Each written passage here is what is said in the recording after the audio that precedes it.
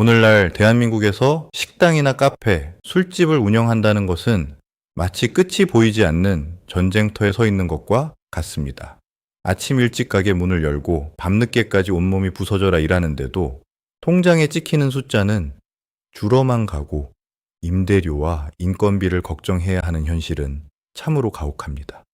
우리는 흔히 진심은 통한다거나 맘만 있으면 손님이 찾아온다는 말을 믿고 버티지만 냉정하게 말해 작금의 시장은 그저 열심히 하는 것만으로는 생존조차 보장받을 수 없는 구조가 되어버렸습니다. 10년 넘게 자영업 마케팅 교육을 하며 1000명 이상의 사장님을 만나온 제가 목격한 식당 몰락의 비밀은 단순히 경기가 안 좋아서가 아니라 변화된 시장의 룰을 읽지 못한 채 과거의 방식에 매몰되어 있기 때문입니다.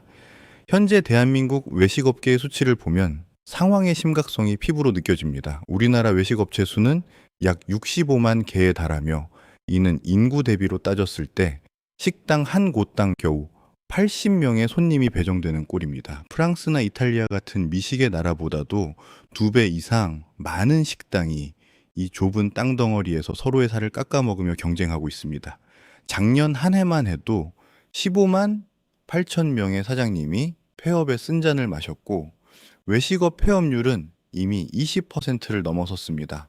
특히 안타까운 점은 창업 후 6개월도 버티지 못하고 문을 닫는 업체가 전년 대비 50% 가까이 급증했다는 사실입니다. 철저한 준비 없이 뛰어든 젊은 창업자들과 은퇴자들이 이 거대한 몰락의 소용돌이에 가장 먼저 휩쓸리고 있습니다. 대부분의 사장님이 실패의 원인을 경기 불황이나 높은 임대료 혹은 최저임금 인상 탓으로 돌리곤 합니다. 물론 원재료비와 물류비가 치솟고 환율까지 요동치는 상황에서 고정 비용을 감당하는 것이 쉽지 않은 일임은 분명합니다. 하지만 우리가 주목해야 할 진짜 비밀은 따로 있습니다. 바로 맛과 마케팅의 불균형입니다. 사람들은 식당이 망하는 가장 본질적인 이유는 맛이 없기 때문이라고 지적합니다. 하지만 마케팅 전문가인 제가 보는 관점은 조금 다릅니다. 오늘날의 맛은 단순히 미각적인 즐거움을 넘어 고객이 그 가게를 방문하기 전부터 기대하게 만들고 방문 후에는 공유하게 만드는 경험의 총합이기 때문입니다. 아무리 맛있는 음식을 만들어도 그 사실을 고객의 스마트폰 화면까지 전달하지 못한다면 그 맛은 세상에 존재하지 않는 것이나 다름없습니다. 많은 사장님이 프랜차이즈에 화려한 광고나 배달 플랫폼의 편리함에 기대어 돈을 벌기를 희망합니다. 하지만 이것이 바로 몰락으로 가는 급행열차입니다. 프랜차이즈 본사와 배달 업체는 사장님의 수익보다 자신들의 수수료와 회전에 더 관심이 많습니다. 배달 시장이 커지면서 너도 나도 배달에 뛰어들었지만 높은 수수료를 떼고 나면 남는 게 없고 심지어 공장에서 떤 간편식을 대업하는 가게들이 늘어나면서 고객들의 신뢰는 바닥으로 떨어졌습니다. 이제 고객들은 영혼 없는 프랜차이즈 메뉴나 신뢰할 수 없는 배달 음식 대신 진짜를 찾아 움직이기 시작했습니다. 줄 서는 맛집들이 여전히 건재한 이유는 그들이 단순히 음식을 잘해서가 아니라 자신들만의 독보적인 가치를 온라인과 오프라인에서 동시에 증명해내고 있기 때문입니다. 그렇다면 우리는 이 몰락의 파도에서 어떻게 살아남아야 할까요? 첫 번째 전략은 디지털 매장의 재구축입니다. 이제 사장님의 가게는 동네 골목이 아니라 고객의 스마트폰 안에 있어야 합니다. 단순히 네이버 스마트 플레이스에 등록하는 것을 넘어 고객이 검색했을 때 우리 가게만의 결정적 한방이 무엇인지 단 3초 안에 보여줄 수 있어야 합니다. 우리 가게가 카페라면 단순히 커피를 파는 곳이 아니라 오후에 휴식을 선물하는 공간으로 정의되어야 하고, 술집이라면 하루의 피로를 씻어주는 위로의 성지가 되어야 합니다. 이러한 컨셉이 온라인상에서 시각적 콘텐츠로 구현되지 않는다면 고객은 절대 문턱을 넘지 않습니다. 두 번째는 데이터 기반의 단골 관리입니다. 신규 고객 한 명을 유치하는 비용은 기존 단골을 유지하는 비용보다 5배 이상 비쌉니다.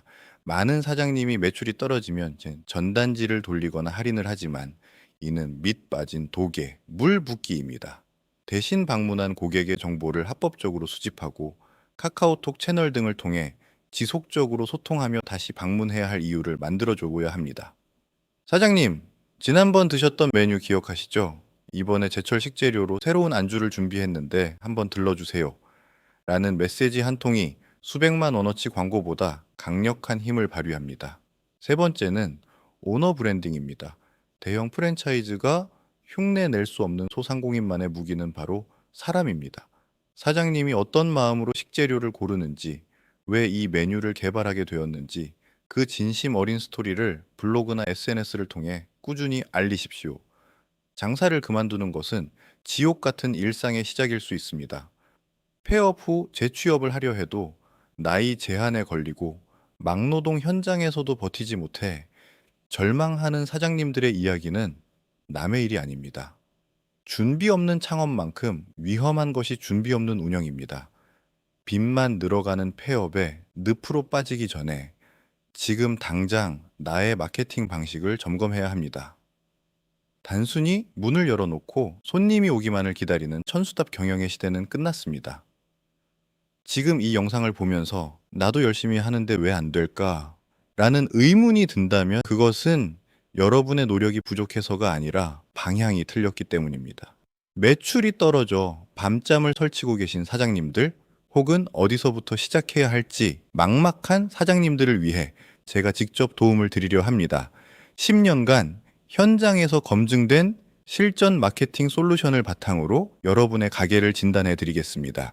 매출 하락의 고리를 끊고 싶으시다면 영상 아래 고정 댓글 확인하세요.